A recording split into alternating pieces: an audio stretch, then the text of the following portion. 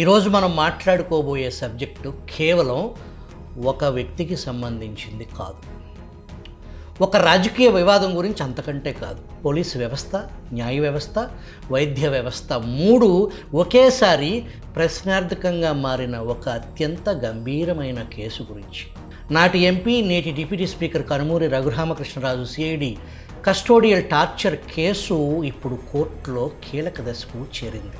ఈ కేసులో మనం మొదట గుర్తుంచుకోవాల్సిన విషయం, కస్టోడియల్ హింస జరిగింది అన్న ఆరోపణ కూటమి ప్రభుత్వంలో పుట్టింది కాదు. రఘురామ అరెస్టు జరిగిన రోజే ఈ కేసులో డిఫాక్టో కంప్లైనెంట్ తనపై పోలీసు దాష్టికం జరిగిందని ఆ రోజే కోర్టు ముందు రఘురామ ఫిర్యాదు చేశారు. ఆ తర్వాత హైకోర్టు, సుప్రీంకోర్టు వరకు నడిచింది. ఈ కేసులో ఎఫ్ఐఆర్ నమోదుకు ముందే కుట్రకోణం పథక రచన జరిగిందనేది సుస్పష్టం. ఎఫ్ఐఆర్ నమోదు సమయంలో పోలీస్ రికార్డుల్లో స్పష్టత లేదు.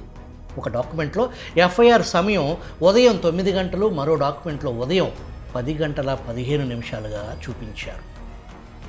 ఎఫ్ఐఆర్ నమోదు కాకముందే సిఐడి అధికారులు హైదరాబాద్ వెళ్లేందుకు సిబ్బంది, లాజిస్టిక్స్ వాహనాలు సిద్ధం చేసుకున్నారు. అంటే అరెస్టు ప్రణాళిక పక్కాగా సిద్ధం చేసుకున్నారు. ఆ రోజు రఘురామ పుట్టినరోజు.